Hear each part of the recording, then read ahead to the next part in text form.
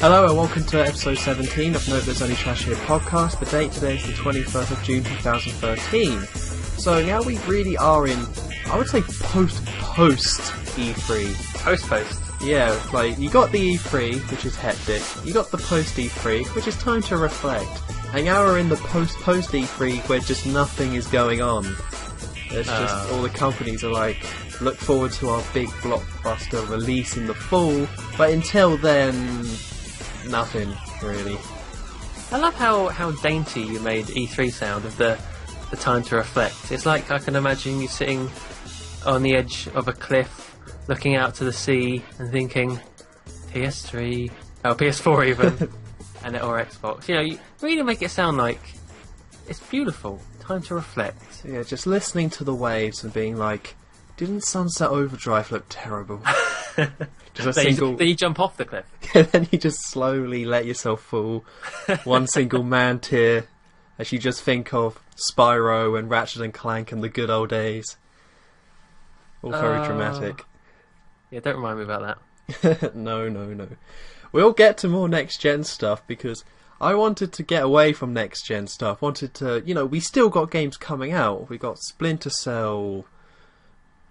Okay, we don't have that many games coming out, but there's still a lot, that's going with this current gen. But of course, this week, we gotta go back to the next gen. So let's play the gaming news jingle. That's not that. That's embarrassing. Whoops. Just played some of my music from iTunes. I really need to find a way of doing this that doesn't involve iTunes, but... Okay, let's try again. Gaming news. I said this one was going to be a mess before recording. Professional as always. Always professional. You just gotta sleek. I should have called this the Sleek podcast. Because for the record, I'm feeling a bit ill, and I forgot that there was a podcast today. So this is an off-the-cuff episode. I'm really just running on empty here, but we still got a lot of stuff to talk about. No slacking. First of which is that Microsoft have done a complete 180 when it comes to their DRM policies. Of course, before with their DRM and all that, the policies were if you didn't have your Xbox One connected to the internet in a 24-hour period, then it would just become a brick. Also, you couldn't lend your friends to games games to friends unless, you kind of knew them for a certain amount of time or they were connected in a certain way, and it was very limited that way. But they finally decided that they're going to scrap all that in favour of just, if you want to lend games to someone, you can. And if you want to play offline, you can do that as well. So the question is, they should have done this. This is just kind of an obvious move for them. But the question is, have they done enough to win back that fan base that they lost, during E3? I don't know. I reckon people, once they got into the mindset of PS4 after E3, maybe they wanted that. Maybe that's part of them wanted to switch because they wanted to try something different. I think that problem, those big mistakes they did at E3, only helped people change their mind of maybe what they were going to do anyway. Well, I think that they did this thinking that it was going to be a trend, that all the other companies were going to think, okay, yeah, it's kind of bad, but Microsoft are doing it, so we'll do it on our console. Or Sony, Sony would be like, we'll do it on the PS4 because it's on the Xbox One, and it does help us out in a lot of ways. But obviously what happened, Sony just completely turned around and said, that's stupid, that's limiting. We're going to offer the PS4 for a cheaper price without all those restrictions. So, if Microsoft wanted to keep in the race, they had to do this big 180 and take away all this, all the DRM stuff.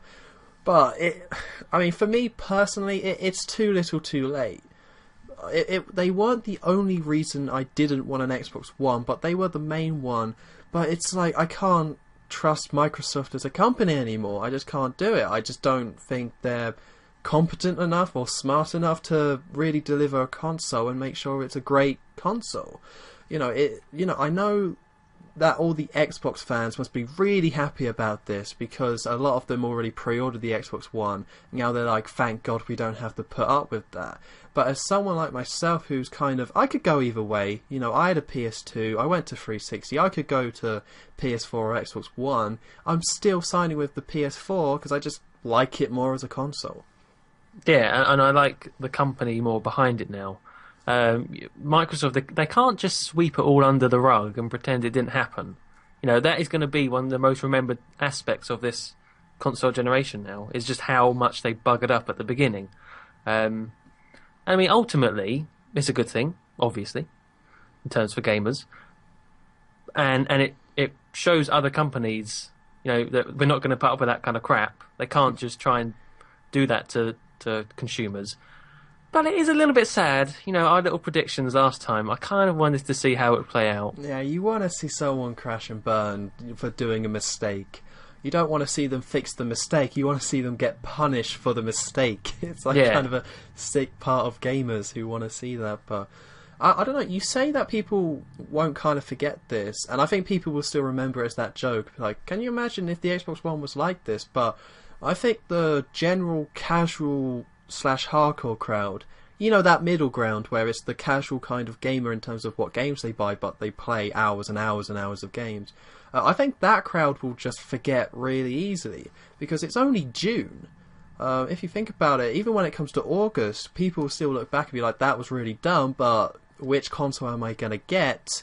You know, because you'll just look at what specs they're coming out with, and the fact that neither of them have those restrictions, I think is going to, once we get closer to it, I think people are going to consider the Xbox One again, which, you know, is fair enough. I can't really say that I don't want people to buy it because they did this, because they did fix it, and it would be very petty of me to say that, and for that to be the reason why I'm not buying one. But I think really this is going to help them out, and especially with how long console generations are now, or how long the last one was. At the end of the day, they fixed it in time, and I think we're just going to see another head-to-head launch, and that the PS4 has a little boost, but not a massive one. Probably. Oh, yeah, probably. I still think Microsoft showed kind of a little bit behind the scenes of their personality, if you want to put it that way, about what they want from people now, and they don't seem very trustworthy now. They don't seem very honourable to me. But you know, most people will just forget about it, which they shouldn't, but they probably will. But at the end of the day, it's still, for most countries, I don't know how it works out with, you know, taxes and whatever, but it's still going to be a lot more expensive than the PS4 as well. So I don't know how that's going to affect it still, the money. Well, the thing is that now that these are taken away, for a lot of people that was the big problem. But this is really good for Microsoft, because at the end of the day, at E3, Microsoft had a much better showing when it came to the games. Sony's biggest one was kind of the standard exclusives that they're continuing on from the PS3, and also the indie games. But Microsoft, they've got the continuing on the franchises, they got the new stuff, they got the arcade stuff, so that's the thing. It now does make sense to pay more for this console. Like, if Sony had a stronger showing at E3 in terms of games and exclusives and things like that, then it would be a case of, oh yeah, you would still definitely go PS4 over Xbox One. But now it's like, okay, the Xbox One is a bit more, but look at all the awesome games you can kind of have for it, and all those different exclusives. Sure, not everyone is better, but if they're working that hard to get those games and, you know, developing 15 exclusive games, then, you know, as in terms of a gamer, maybe that's the one to go for. I mean, I don't feel like that personally, because the reason why I don't want an Xbox One is, I mean, it's price. I don't want to pay more for the Kinect. The second reason is the Kinect.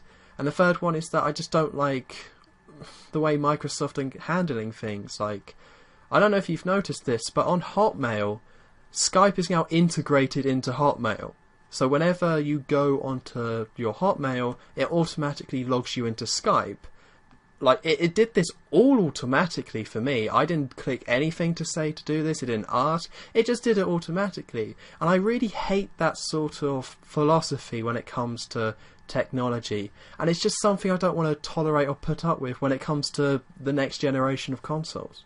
Where everything is connected to everything and you can't avoid all the little social bits. Or the account integration. I just don't want any of that. I love that it's all separate.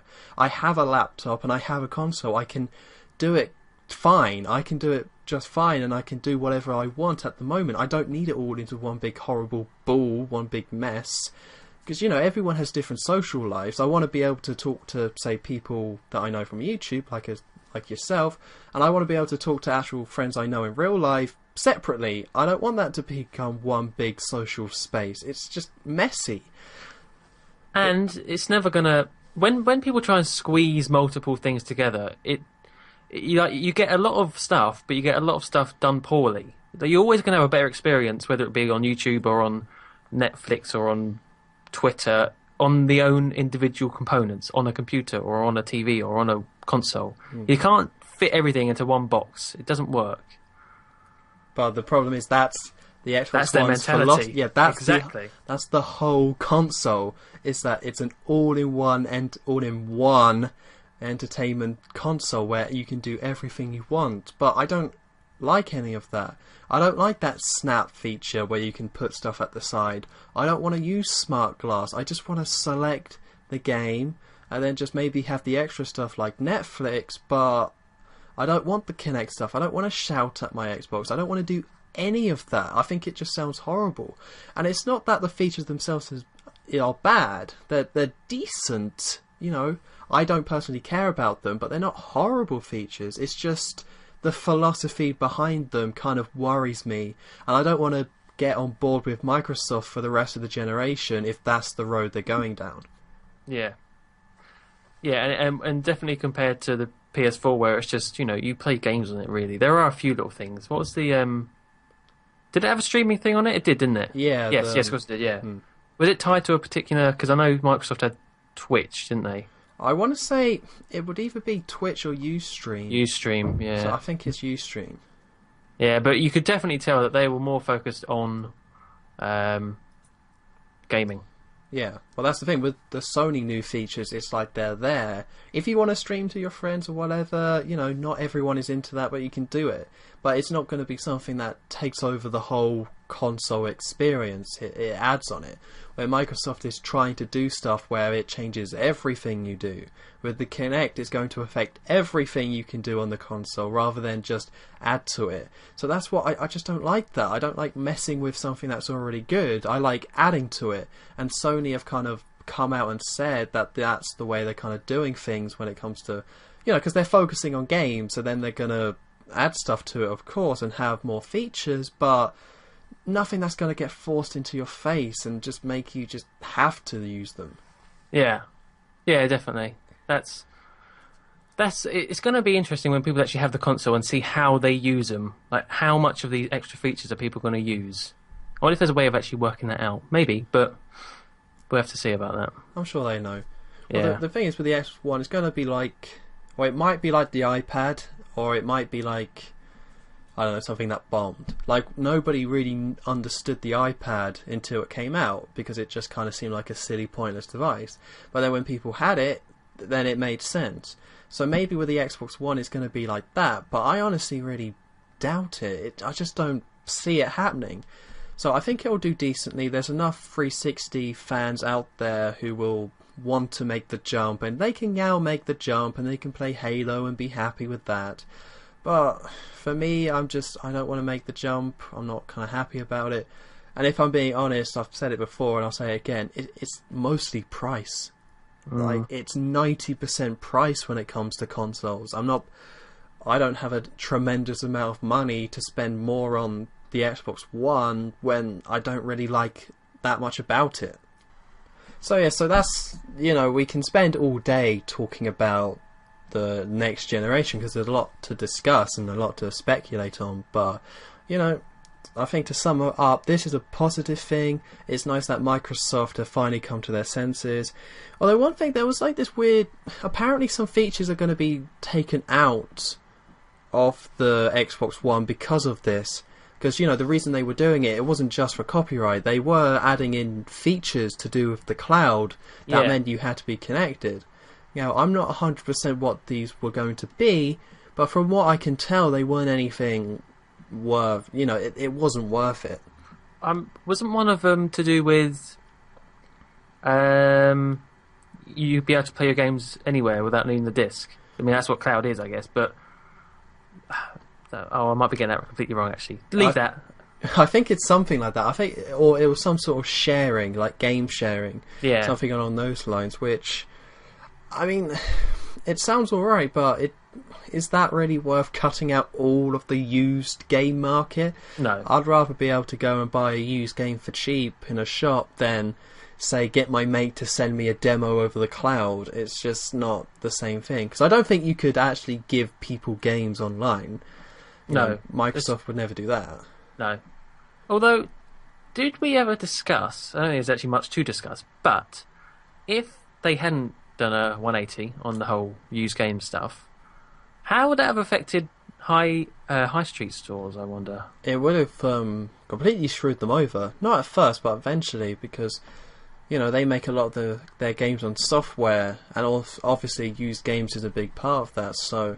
I didn't really see any responses from them, which was interesting, because usually when the big companies do anything that could limit the used game market, you get the outcry from the shops, but, you know, there was no statement from GameShop or Game or anything like that, so maybe they were always planning to do this, or maybe them doing this wasn't actually going to affect them that much. Maybe not. Yeah, but I did cross my mind the other day thinking, because I actually went into a game store, and I was like, there's a lot of used games here. And what would have happened if they'd stopped all suddenly? No more. All gone. Yeah, I don't know, because you would think that would be the biggest factor when it comes to these, you know... When it comes to a big gaming company, it comes down to business at the end of the day. Which is why most of the time when gamers complain and they're like, we don't like this, nothing really gets done about it, because it's not... You know, it's business. So maybe that there was some talks behind the scenes. I would think there would be something going on behind the scenes we don't know, but now it doesn't really matter because, you know, Microsoft fixed the problems. Used games all round, everyone. Yeah, definitely. I mean, I think half of the games I buy are used at this point, maybe more. I mean, it was a really bad deal. You always get awful deals, but I used to trade in games all the time when I was younger because that's the only way I could get a new one. So... that would suck if that was gone for younger people who couldn't afford to buy new games all the time. Oh yeah, definitely. Yeah, so yeah, coming into when people don't have much money, you kind of need the used games things. But I mean, I don't know. It's all over now, so that's kind of nice. And you know, I think we would have probably forgotten about it mostly. But you know, there we go. Right. So the next bit of news we're going to talk about is about Square Enix, which they've been a bit odd in the last year or so, because they've actually got some big franchises under their belt. They've still got Final Fantasy, even though people say it's gone downhill, they still have that franchise. They published the new Tomb Raider, they now publish the Hitman games, but apparently there's been some change in leadership, and now they're focusing more on mobile games. This can be seen with Deus Ex, because they have Deus Ex, and they announced the new Deus Ex game called The Fall. People got really excited about it, but it turns out it's an iPad game. It's meant to be like a fully fledged one, but yeah, it's an iPad game. So, and the thing that I think about is that can you really blame them for moving on to mobile? I mean, no. You can't really with how big it is. No, it's money everywhere there, yeah. But it's still odd. It's because Square Enix, they've had an odd year because they've sold a lot of games. Tomb Raider sold 3.4 million. I had a look before the podcast, but apparently that was under the amount they wanted to sell. Like every game they released didn't meet their forecast, which is why we're now getting the big change. But all the games that they published did sell. It's not like they didn't sell any copies. They sold well, and they were up there. Tomb Raider was one of the biggest games of the year, right up there with BioShock. So, I mean, Square Enix just seem to be in a kind of really odd place at the moment, and I guess if this is the way they want to go, then fair enough, but it seems like they're kind of changing tactics for no real reason. So, did they say how much they're focusing now on mobile? Well, it says... As in, like, percentage-wise? There wasn't any sort of percentage, but they said they were just moving their... they were just shifting towards that, so I would assume that they're not cutting out console gaming completely. They're just now going to mostly do mobile sort of games, but the thing is, like, has there been any fully fledged games on mobiles and iPads that have actually really been a runaway success story? Not really. Yeah, I think that's a no, because every single successful iPhone game is Angry Birds, Cut the Rope, Candy Crush, things like that. It's just silly little games that you can get for cheap. Yeah, I suppose you could maybe say that the GTAs that were ported over were quite popular, but that's only because they were popular beforehand. Yeah, they all do well. I don't think they do terribly. It's just, it would seem odd that you would move on to making a fully fledged sequel to Deus Ex, especially considering that it's a PC franchise, and the point of it is how complex it is and how much you can do and all the decisions you can make and the ways you can play. It just seems very odd you would move on this way, especially when, I mean, I guess they want to be the example. They want to be the company who's like, we're going to make this leap to mobile, we're going to make gaming even better and more expansive on mobile, and we're going to make it work and people are going to like it. But if they do it well, then they could open up a whole new market. They absolutely could, but it's just, again, it just seems unnecessary. Just the Tomb Raider reboot did well. Make a new one of those, Instead of making Final Fantasy 13 free, and then Final Fantasy 14 online, and then Final Fantasy 15, which was really Final Fantasy versus 12 or something like that. Just make a brand new kind of Final Fantasy game that sticks to its roots, and boom, you got that as well. They have options. They're not in like a THQ position where all their franchises were ran dry and they run out of money. They seem like they can focus on bigger games and make it work, especially with all the franchises they have. They're just not. They're just going to do mobile games instead. Well, I was about to say I'd be very impressed if they could pull off a good proper game, as in a proper game, not crappy Angry Birds, a proper game on an iPad or an Android or some kind of tablet. But then I thought about it, you're always going to be limited by the hardware in those situations. There's no way that they can run anything close to what you get on consoles or PC. It's just a completely flawed system in terms of hardcore game design. The best you can do is just have a complex kind of touchscreen control. Yeah, sure, you can get controllers for it, but nobody has one. You've already spent enough money on the bloody thing. You're not going to buy another controller for it as well. Yeah. So, I mean, that's it for me. If the controller kind of worked, because you got like the 3DS and the PS Vita, and you can have those hardcore experiences on those systems where you sink hours into the game, because you have a control, you can control it. But with the iPad you can't, which kind of makes the whole thing seem a bit silly and needless. So, I mean, I don't think it's even in terms of graphics, because I had an iPhone back in the day, and I downloaded Resident Evil 4 on it, which is one of my favourite games. And I just didn't play it that much. It was the full game, but I just didn't play it that much because of the controls. So, that's all it comes down to. If they can innovate enough to make the controls work, then we could see something really special. But the chances are it's just not going to happen. Well, when there's no tactile feedback, it's very difficult to control a game. You can't... When you're just touching a piece of glass, there's nothing there. You can't feel anything. It's all about knowing where your thumb is in position to that button and how that's moving that way and that way. It just doesn't work. You're right. No, it just doesn't work with that sort of gameplay. There's gameplay where it does work, but in terms of controlling some sort of futuristic cyborg man in third-person shooting, it's like, well, how are you going to do that? How are you going to make it work? Because you get like a D-pad, don't you, like on the screen that's supposed to act like a D-pad in the thing or whatever, and it's nowhere near close, and it will never be close unless it has an actual button somewhere. No, they really have to reinvent it, but I don't know. I just don't think it can be done, honestly. We'll see how Deus Ex The Fall is. They'll support it anyway. But, I mean, I've had a big disconnect from that mobile iPad scene for a while now. But it does seem to me that Square Enix and other companies are making a push to releasing their games on that. Like, I think the Final Fantasy games, the remakes they made of the originals have all been kind of put on. Of course, that's Square Enix, but... You know, so it does seem like if you got an iPad now, or if I had an iPhone again, it would be a vastly different scene to what it was back then. But I still, when people talk about iPhone games, it's Candy Crush at the moment. It's a silly little game about candy. It's not any sort of story-driven stuff, because that's also the thing.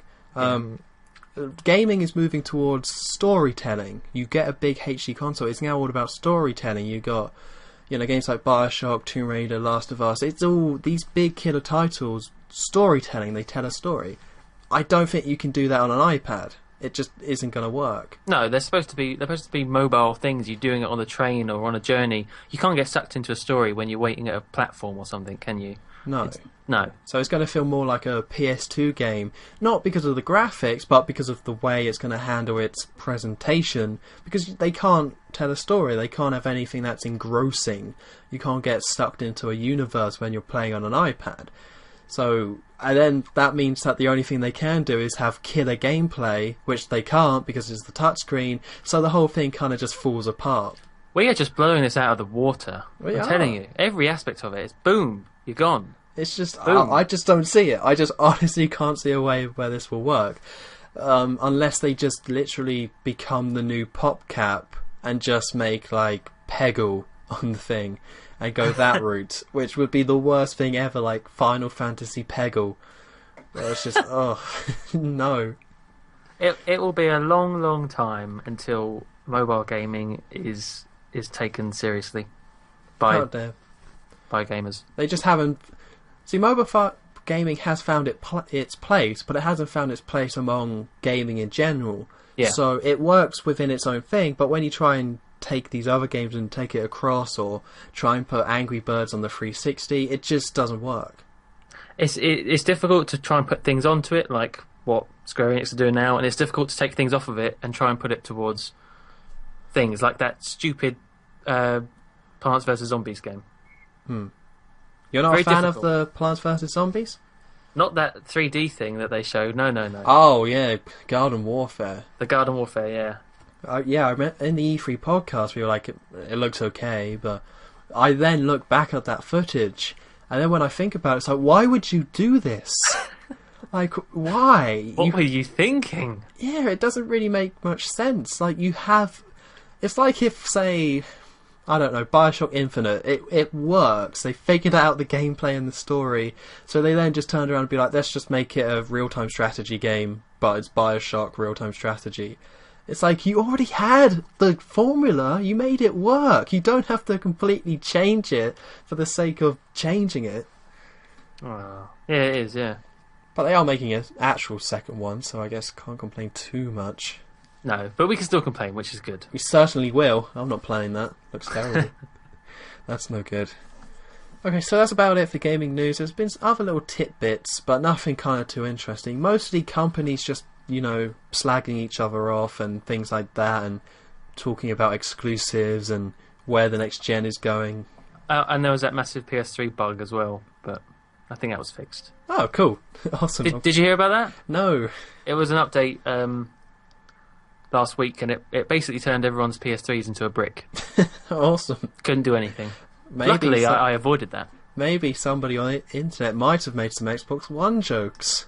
I think they did. Maybe they just leave it off for 24 hours and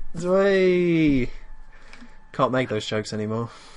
It is quite funny if you look on the internet with certain videos and kind of older videos, or not like 2-week-old videos, you get people saying, I hate the Xbox One, it's the worst, if you buy it you're a retard, I hate you. And now that stuff they're complaining about is gone. All gone. Yeah. They look silly now. I mean, we kind of look silly because we did the similar thing, but yeah. there's a funny part of YouTube where there's people who make the vlogs, but the ones who do well because of how over dramatic they are about everything. And it's kind of funny that when something like this happens, because back when this was happening, you could be like, okay, he's being a bit over dramatic about it, but he's making some good points. And now all of them are irrelevant, so now it's just some raving lunatic making his video, and it's just like somebody in like the underground shouting at you because they're homeless and mental. That's like 80% of all YouTube videos is mad people shouting at you. So, yeah. So I guess it's mad anyway, so... Right, so let's get into games and things like that. So, the first thing I want to talk about is, not much else is coming out, but new Super Luigi U came out on the Wii U. So this is noteworthy because this is the first big DLC Nintendo has released. There's been a lot of DLC when it comes to Fire Emblem Awakening, but there have been extra maps, and they've been on the 3DS, and the 3DS is, well established with the online. So this is the first big one when it comes to the Wii U. Now, I haven't played it myself, because I haven't got New Super Mario Bros. U anymore, but from what I can tell, that they've done a really great job, and it's the thing that when Nintendo doesn't jump into things as quickly as Microsoft and Sony does, which means a lot of times they lag behind and can seem a bit outdated, but once they do jump into something, they get it done right. Like with the Mario Kart 7, when you play that online, it's like perfect. And now that they're finally doing DLC, it seems like they've finally, they've jumped into that world, and they're gonna do it right. Trust Nintendo to do DLC and do it right. Absolutely, because it's 18, well done them. It's £18, but what it is that it's the whole game completely reworked. So you're playing through from what I can tell, you're playing through the same levels, but the level design is completely changed around and completely different. So if you knew New Super Mario Bros. U back to front, everything you're playing is completely different. So it's pretty much a new game, really. Which, in terms of DLC, it's exactly what you want. How much was it again? £18. You not happy with the price? Well, I wasn't at first, but then I always forget how much games are now. So yeah, I suppose that's just less than half the price of a brand new game. Yeah. I don't know are games cheaper on Wii U generally, or not? Kind of. Kind of. Okay. Mostly, I've got Pikmin 3 on order for £31.50. And that's a big, Nintendo game. So yeah, I would say they're cheaper. Well, it's still cheap anyway. So yeah. I suppose it's good. Yeah. Because that's the thing with DLC. DLC has now been around for like 5 years or so, and a lot of people at this point in time have a negative feeling about DLC. If you mention DLC, then people are like, "Oh, yuck, that's terrible." And mostly that's just because of how certain companies like Capcom and EA have handled it. So it's good that, Nintendo are trying to handle it right and offer new content. Because DLC, you shouldn't have any complaints about it. And it's really that the main company's messed up, which is why people have a negative reaction towards it. The thing with DLC is, the rule is, it shouldn't be a DLC if it was made when the game was released. It should just be in the game. And obviously that's not the case with this Mario one, so it's fine. Well, that's a big thing. Ubisoft recently announced what they're doing with the Assassin's Creed 4 DLC.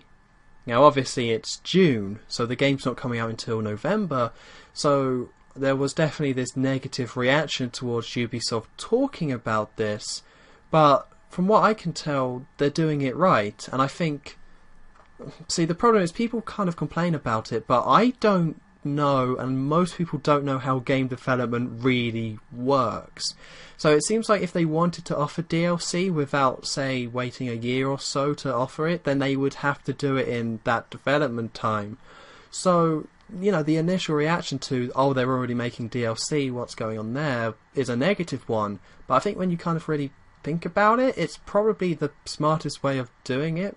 And also the DLC, Ubisoft have proven themselves with DLC thanks to Far Cry 3 Blood Dragon, which was its own separate kind of thing. Yeah. But, no, it's gone, don't worry. Well, yeah, well, I think the point with DLC is that it should add to a completed game rather than make a game complete. Yeah, it's a very good way of putting it. Well done. That's just what I do. Just make a point. That was a nicely formed sentence there. One of One. Just Yeah, that for but- today. You hit the nail on the head there, I'd say. Because that's the thing. You can't really look at how companies make their games and criticize it because you have no idea what you're talking about. I can't be like, well, they shouldn't be making that now. And it's like, well, what am I basing that on? Like, games are made with the big AAA games now. They're made very differently to Five Guys in a Basement. It's a big company, and Ubisoft are massive, so it makes sense that they would make it now and plan ahead and things like that. And also the Assassin's Creed Black Flag DLC, it's like a new kind of separate story. I don't know if they're reusing assets, but you're playing a completely different character in that DLC and going through a story with him. So you got to kind of look at the content itself rather than what the companies are doing behind closed doors. Yeah, and there's different tiers of DLC as well. Like, I couldn't care less about all the skins or guns or all the tiny little things that you can get. I mean, fair enough, they release those because all the people who are absolutely obsessed with the game will buy them. They want everything to do with the game. They want the fact that this guy's jacket is a slightly different colour. But there's no problem with them. It's only when they release something that's very big and you wonder why is it not in the game. But then as long as it's a decent price and it's released a decent time afterwards, then I think it would be alright. Well, yeah, the price is what the big factor is at the end of the day, which is why certain companies like Valve, when they did DLC for Left 4 Dead, they did a great job. But then you look at Call of Duty and Halo, they kind of overcharge for what is essentially just a few maps. Like with Call of Duty, you get 5 maps, and for 1,200 points, and then Halo, you get 3 maps for 800 points, which both of them they're both kind of a rip-off in their own way. But I like DLC, and I really don't want to complain about it because it's one of those things where you don't have to buy it. It's extra. Like, if people didn't have DLC, they wouldn't complain about it at all. But now they have this extra option to buy DLC, and a lot of people choose to complain about it. So it's just kind of, I think it might be gamers being a bit paranoid. Because if that's something we've seen over this generation with Call of Duty, is that gamers are really paranoid about getting ripped off when it comes to buying their games. And I think DLC is the biggest reflection of this new kind of thinking when it comes to buying brand new games. And I think it also depends on... People can view the DLC differently. Like, did you play Mass Effect 3? I did. You did, right. I may be remembering this wrong, but I think at launch there was a DLC for some kind of assassin character thing. Yeah, there was... it was one of the... I had it and played it. Yeah, it was basically a separate planet and a new character that was available at launch. Yeah. And some people would see that and think, hang on, that's part of the story. That I should know that in the original game. And some people will see that and think, oh, that's like a nice little bonus to know about. So people can see it differently. People can think, I need to know that. That's part of the game. That's part of the story. And other people can think, that's a nice little thing that's like the cherry on top, as an optional extra. Well, I liked it as an optional extra because it was kind of a extra thing. So, but did you not feel like you should know that without having to buy it? Because I heard it was something quite important to the story, but that might be wrong. It's not important to the story of the game, but it's adding to like the overall kind of depth. Yeah, it's just depth. Mass Effect is a big kind of universe, and when it comes to this sort of, you can add in any stuff and tell a story or add characters within that big universe. So I felt it was more of a reflection of how big the Mass Effect universe was. Like, because I originally played through that game without that DLC, and then when I played through it again, when I did my Insane run with the DLC, I didn't feel like I missed out on my original run. Alright, that's fair enough, and I just wondered. But again, it's like you were saying, it's a personal opinion, so that's my opinion, but someone else probably feels completely different. Yeah, you're always going to have those kind of problems, but like you say, I think DLC is a good thing overall. It just has bad connotations with people. Well, maybe if everyone kind of does it how Nintendo have decided to do it, where instead of offering these kind of extra things, you make a game, and then like a year or I guess 6 months later, you then release like a big DLC pack. Like, maybe if everyone did it in that way, rather than releasing like 4 DLC packs a year, with one of them coming out like a week after it came out, then maybe people would, view it as a more positive thing. Yeah, come on, guys. Look at Nintendo, damn it. Yeah, that's what I always say. Nintendo all the way. Definitely. Alright, so let's get... last week, you talked about The Last of Us. And now it's kind of... I think the hype hasn't quite died down yet. Mostly because there hasn't been another game to, take its place in terms of, oh my god, that game's awesome. But, you've had another week to play it, so what are you feeling a week later about it? It's so horrible to be on the internet and not finish Last of Us. It's everywhere. And I really want to read about what people say, but I just can't. I won't risk anything. But I have played some. I haven't been able to play much of it, but I have changed my opinions slightly. Worse or better? Slightly worse. Oh, no. Slightly worse. Only because, well, the story. The story at the moment, I'm not going to give any spoilers away or anything like that, but I don't know. To me, to get an emotional response from someone, to get any kind of attachment to characters, you have to have highs and lows. You have to have that roller coaster ride of a story.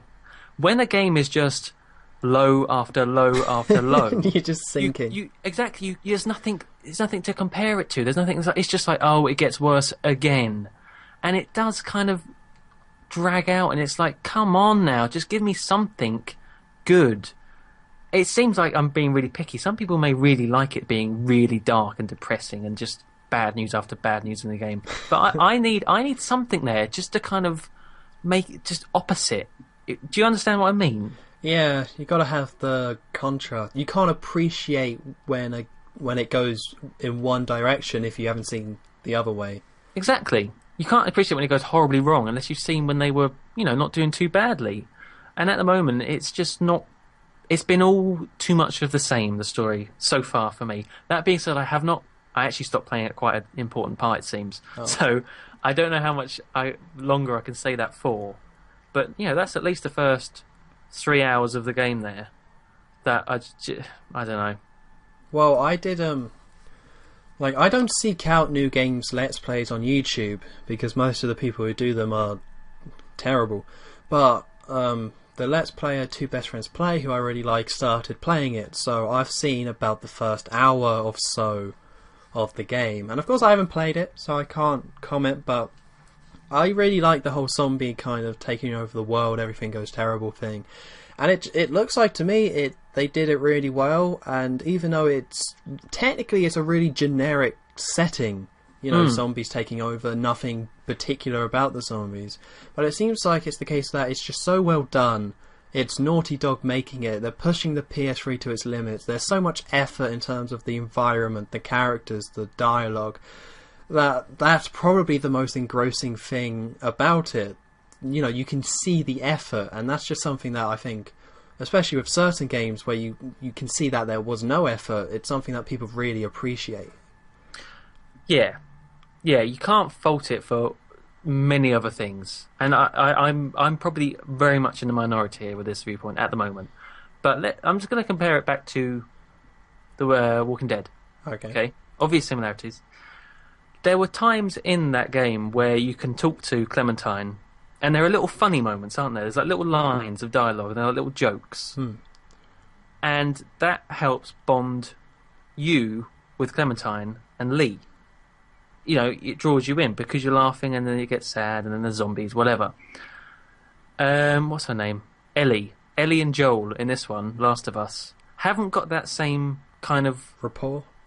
No, and I haven't got that same connection to them two characters. Now, it's not going to be the same as The Walking Dead, but it's the same principle. It's two people, it's a guy and a little girl, and it hasn't got that attachment yet for me. I think it needs some more little moments of dialogue, really, which is difficult in a zombie game, I guess, where it's lots of, you want action. But this is just the generation we're in, where back in the 70s and 80s and arguably the 90s, it was all, when it came to media, it was all had a very camp, thing to it. Like, if you look at the old Superman film to the new one that just came out, the reason why people were like excited about Man of Steel, apparently it's crap, but the reason why people were excited about it is because they were going for the dark and brooding and human emotion, and it's, you know, deep and dark and all that, and that's just what people want to see due to, you know, the Batman films and things like that. So, I mean, maybe The Last of Us is just a reflection of the time we live in, where we want people to just suffer, and as long as it's well done, then that's what we want. You could probably get very philosophical and symbolic here with how our generation is in the middle of a recession, and, you know, there's debts and there's wars. I mean, there's always wars, but there's wars going on now, and there's conflict, and it's representing that in games. It's just bad times. So you think maybe somebody sitting there playing there was like, oh man, I can't afford food, but at least I'm not, you know, in this Last of Us game where everything is going wrong. Yeah, definitely. So really, for a lot of people, it's making them feel better about themselves. Yeah, at least I'm not him. Yeah, that would really suck. Yeah, but we'll see how it goes. Well, yeah, I mean, it's a well-done game, but I guess, because obviously you're in the minority here, but that's just your personal opinion. Yeah. When we update again in part 3, it might be a completely different story. Maybe. Because like you say, last time, the thing with this game is there's one big moment that sucks you in. It could be one thing that happens, you go, yeah, now that's it, now I'm invested. So that hasn't happened for me yet, but it still might. Well, the game starts off with a big moment, right? Not to give any spoilers, but you have that big moment at the beginning to set up the game. Yeah, but that was... Alright, yeah, I won't talk about that, but yeah, that was too quick in my opinion. But still... Well, yeah. Okay, well, I haven't played the game, so I'm not going to try and argue it too much, because it's all kind of invalid, but... Yeah, Did you not think the same, then? No, I thought it was great. I think the way they did it was really kind of perfect. It was...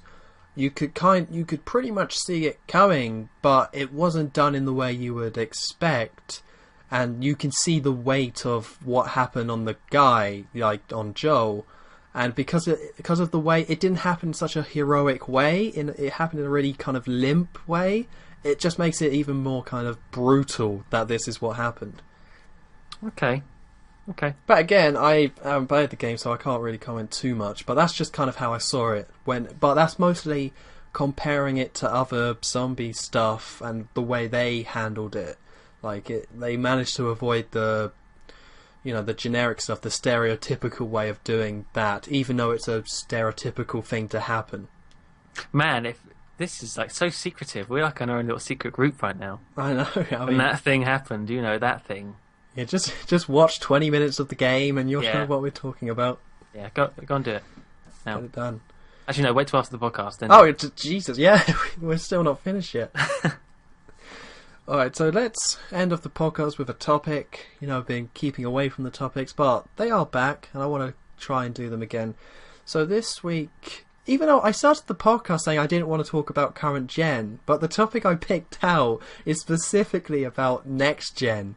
So, whoops, but anyway, the topic is about genres in the next generation, because of course, over each generation, you see a shift in what genres of games are popular. So this generation, we've definitely seen the shooter become more of a basic thing. It used to be on the PS2 and PS1, the game would be a shooting game, and you'd be like, oh, you can shoot stuff in there. But now it's a shooting game that's an open world. You know, a shooter could be anything from Battlefield to GTA, you know, to The Last of Us. It could be anything at this point. So I think the question is, when it comes to this next generation, what genres, like, what's going to kind of rise up and be the genre that, when we look back on the next gen, is the one that you're going to think of most?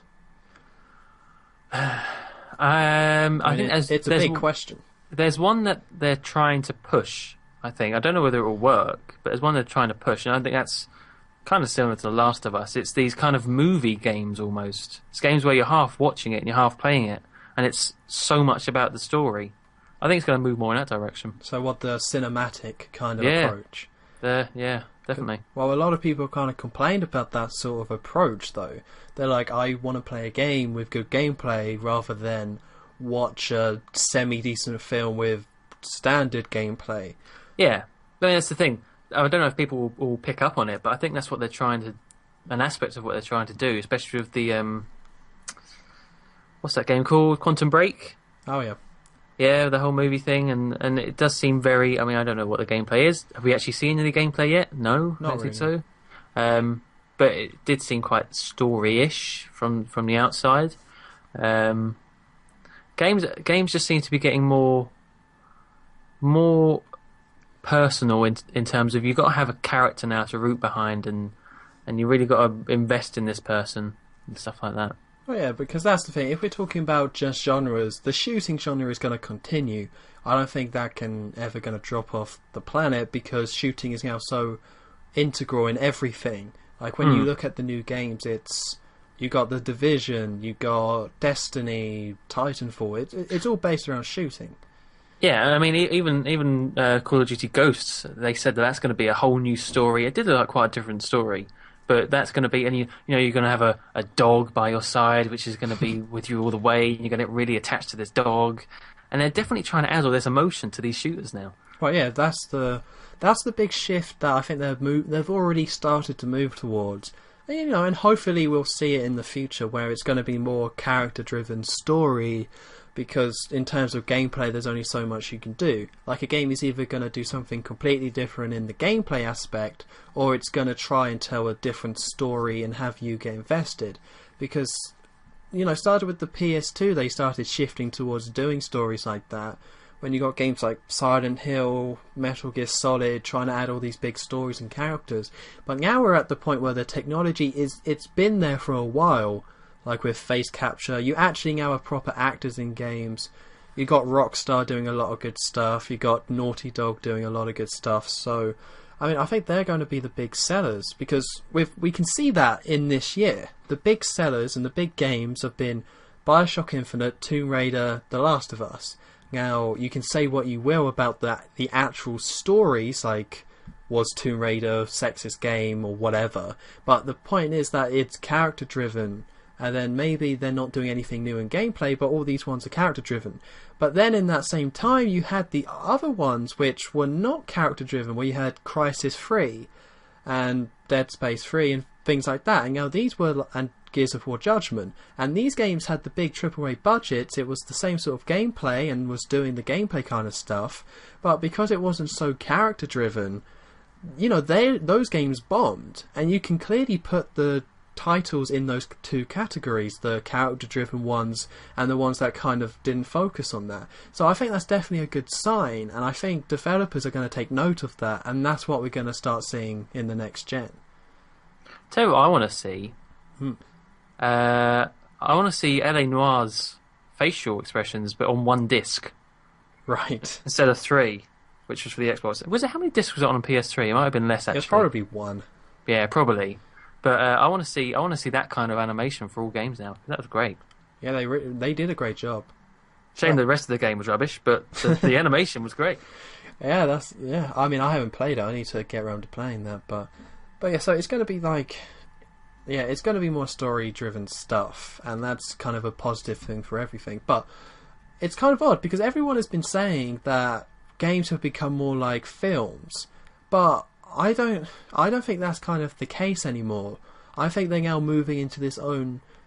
Games are now telling their stories and doing action in their own way.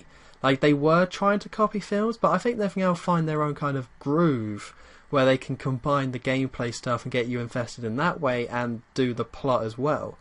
Because if you look at the big films, the big juggernaut films, it's kind of embarrassing most of the time. Like a big, like this year it's kind of just comedies, or you have comedies, you have the big Transformers-like films and things like that. But I think gaming actually, at the moment, or is heading towards a direction where it's going to have more artistic integrity in the mainstream than the film industry does right now. I definitely think gaming's growing up. I think it's maturing. I think game companies are now focusing so much now on the visuals. I mean, not visuals. What's the word? The Presentation? cinematography. The cinematography. Oh, cinematography. The way it looks, the aesthetics of it, not just if it has good graphics, but the way that it looks. If it looks like, I know you just said they're not like films, but they have to have this cinematic style to it. They have to feel big. They have to feel grand. And I think they are. But it's almost like that's equally as important now as the gameplay. Well, the games always had the potential to be films plus one, or to take the good aspects of films and combine that with the good aspects that gaming had since like the PS2, and some games took advantage of that and some games kind of stuck. But now we're moving into the big shift where it's... Oh, of course, if you look at Nintendo, we kind of have to disregard them because they're just making good games. They're fully into the gameplay world where it's kind of all about enjoyable gameplay and nice presentation. But when we're talking about the big AAA titles on the next gen and the way it's going, then it's got to, you know, because I've always felt that games had the potential to be better than films because it can do what films do while also doing what gaming do and combine them. It just took a while to get to this place. Yeah. Now, of course, we're going to have to see what the next generation holds, because at this point in time, I can't think of any titles that are really kind of doing that. Like Dead Rising 3, no, that's not doing that. Sunset Overdrive, no.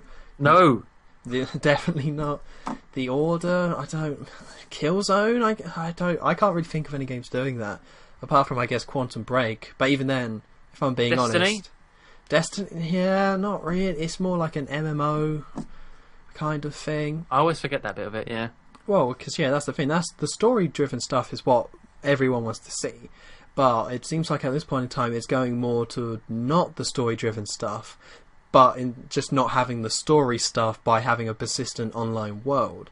So I don't know if that's going to become the standard. It seems like it already has with Destiny, The Division, just all those kind of persistent on-world games.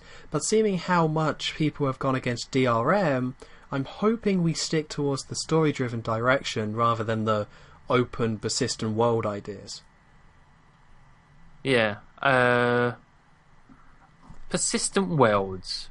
What does that actually mean? It means it's an online game, but it's an open world that keeps going. So it exists in the cloud where you can always kind of jump into it at any time, and it's like it just keeps going. So you could log in and, have a big fight somewhere, and then you log out, and you come back in later, and there's loads of people scavenging for stuff that has happened when you fought someone earlier, for example. Yeah. Okay, so it's always there, but all right. Or something you could do with it is say have it in real time. So if you log in at night, then it's nighttime in the world. But if you log in during the day, then it's daytime during the world. That would be a basic way you could do it. Although obviously you couldn't do it because it's an open world game that's online across the world, so it doesn't make sense. But that's kind of a basic thing you could do with it. That'd be pretty cool, actually. Well, this is where it's all going. That's why Microsoft keeps talking about the cloud. This is why Sony also was talking about the cloud, because the game, like Destiny, that's where that's going, and other games are also going in that direction. And it's kind of making the old Call of Duty format of multiplayer kind of look a bit archaic, because with Call of Duty you load up a match, you play it for like 10 minutes or so, then you jump back into the lobby. But then this one, it's you jump into the game and experience the game in a first-person way, but you're actually playing multiplayer. See, that has the potential to be amazing. Yes. In terms of, not just in terms of the gameplay, but story could work really well with that as well. I think once if that does catch on and they find their feet with it, you could have really cool stuff. Like you can only say you must do this story bit at night. You've actually got to stay up and do it at night. That would really make you feel part of the game. That'd be really cool. Yeah, it definitely has a lot of potential, and it's been persistent online. I think they've been around for like 10 years in the PC world. It's just they could never make the jump onto online or onto home consoles. So it's definitely exciting that they are now making the jump, but we're going to have a really talented team who knows what they're doing. Like, with Destiny, I'm sure it's fine, but I don't want Halo in a persistent world. Elder Scrolls, I'm sure that's going to be good too, but I'm not really fussed about Skyrim in an open world. I want a brand new kind of IP, which I know Destiny technically is, but come on, it's Halo pretty much, without Master Chief.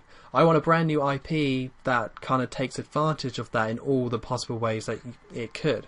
Maybe if it's such a new thing, that's why they're sticking to quite safe bets at the moment with things like Skyrim and basically Halo. Maybe once this works, then maybe it will catch. Maybe they might try something really new then. Hopefully. Well, it's also quite scary because we don't know how it's actually going to work. You know, of course, the theory is that you just turn it on and you jump back into the world at any point. But with the internet, isn't that reliable? Generally, internet is getting better, but in terms of servers and things like that, it might also be a massive headache. So, if they can't get the technical side of it down, then I think we might see it be quite limited. But Microsoft had like 3 billion servers. Well, 300,000, but sure, 3 billion. Yeah, potato.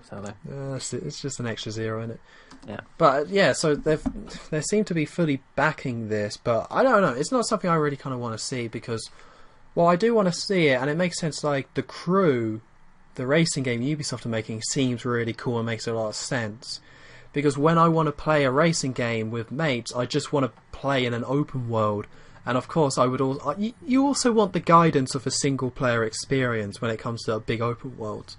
It's why with games like GTA, sure, it's fun to mess around, but you do also want the guidance of the missions when you want it.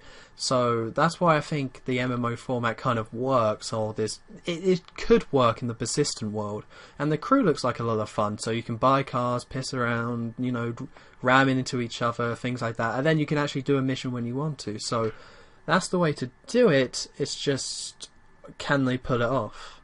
I hope they do, because what gaming needs, I think we've talked about this before about co-op and things in gaming. Games need more chances for good multiplayer, not just matchmaking and things. Multiplayer like it would be almost split screen, which you can kind of get with MMOs, because you can both be in the same place at the same time. You can do whatever you want. If it does work, this persistent online world thing, I just want it to be something that would make my friends want to go back to consoles. Yeah, actually, because all my friends have kind of ditched it.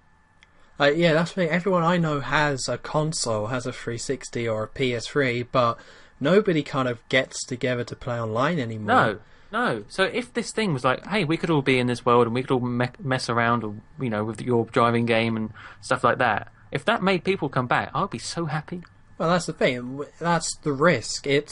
Gaming either needs to take the risk and go towards the persistent online, which could potentially not work, but then it could potentially be awesome. Or it needs to keep going on to the more linear experience, but it's a linear experience they can do so much with in terms of story and in terms of what the player is experiencing, that makes that work really well. So, of course, in gaming, there's room for both. But at the end of the day, one is going to overtake the other, and one is going to be the big, or one is going to be what most AAA titles go towards. Well, I'll be very interested to find out, and I want it to be... I don't know what I want it to be yet. I have to wait. Yeah, we will have to wait, but... There are pros and cons. Yeah, I don't know. Like, I would have to get my mates, to buy it. Like, if I'm buying a PS4, then, a couple of my mates buying an Xbox One, then it's like, well... I'm going to have to try and find one of my mates who has a PS4, hope they have that game, or I'm just going to have to dive into the online community, and online communities nowadays, there's some good ones, but try to dive into a lot of them. It's like diving into a pool of nails for a lot of the time, and it's not a fun experience. So I don't want to have this big persistent world if I can't really play it with people I know, and that definitely is a concern for me. Call me a loser, but yeah, it definitely is a concern that even if we both have the same console and same game, we might not be available at the same times, and if you want to play that game and play it as much as a single player game, you have to arrange it to be online for the same amount of time, and I don't know how much of the gaming population can get that together. No. It depends if they make something that really does attract people back to gaming. If it's just something completely new to them that they really want to try. And if they can pull off that, then well done. But that's going to be a tough thing to do. Well, we'll see. I think the one thing we can guarantee is that the scope and the open world of games is just going to keep getting bigger. It's got a lot bigger with the open worlds across this generation, and with the technical aspect of the new consoles, it's definitely going to keep growing. So that's kind of exciting. Although I don't want every game to be an open world. But then again, I don't know. It's the whole I said about Call of Duty now seem archaic. I'm worried that this might happen with certain game design. Like, with every generation, it leaves behind a certain way of thinking in terms of game design. And I'm really worried that having a linear experience that's what they're going to get left behind. I really hope it doesn't, but I got a good feeling that that's what we're going towards. So, okay. What would you say was a genre left behind on PS2? Platformers? Yeah, 3D platformers and having like a cartoony sort of thing. Once Crash and Spyro crashed and burned. Hey. When Crash crashed. And burned because he's a dragon. Oh, I didn't even realise that. That's genius. I know. It's just what I do. 2 good lines. We're up to 2 good lines. Tick them off now. Over an hour, 2 good ones. But yeah, so those genres kind of left behind. Because, they try to continue them on, but they just kind of get left behind when the developers stop making them. So, I mean, nowadays it's not quite as specific as a genre, because fighting games, they come in waves and they're still kind of about. So it's not so specific as a genre, it's more like a mentality when it comes to the level design. And of course, when you jump back to the NES, you can see the mentality there is so vastly different that you're like, whoa, this is really different. It's not a experience, you're playing a game. But then if you look between the generations, you also do see that change, but it's a lot more subtle. So we're going to see these subtle changes, and I think that's going to be reflected in the open worlds and the persistent onlines. You may not even realise it's gone until it's too late. Yeah, well, I'm still quite annoyed about 3D platformers, but... Oh yeah, me too. Every day. They're the games that I was decent at. Now they're gone. I'm stuck with shooters, which I fail at. I'm a relic of the past in terms of gaming. Yeah, even Ratchet and Clank had shooting in it. They had to have some sort of guns. Yeah. And Jak 2, after the first one had no guns. It was like Banjo-Kazooie. Then they added in guns for the second one. Yeah. It's all dark and depressing. Yes, just everything's dark and depressing. Exactly. There you are. Come full circle. A very dark and depressing circle. Mm. Alright, so I think we kind of covered it. There's a lot of genres that we could have gone through each individual genre, but I don't think, we'll beat them up so they can come back. It's like, maybe, maybe, in some sort of form. No, I think they're quite terrible, but... Yeah. But yes, something we did see this generation is that every genre is kind of represented in some small way. So I think we'll continue seeing that. But again, it's going to be certain genres are going to be bigger than others. And like today, when you look at the AAA titles, we're going to see a trend. Indeed. Right. Yeah, done. that's my little finishing word there. You summed it up quite nicely. 3 good lines. 3. On a roll. Nice.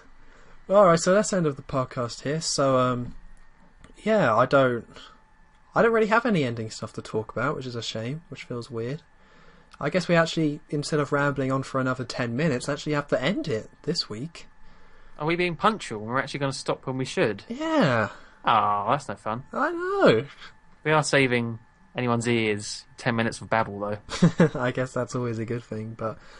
Alright, so as always, thank you for joining me, MrMuckluckable. Thank you. And I've been Honest on 23, because I've never said that I'm Honest on 23 in Who any are of the you? podcasts. Yeah, I'm that guy.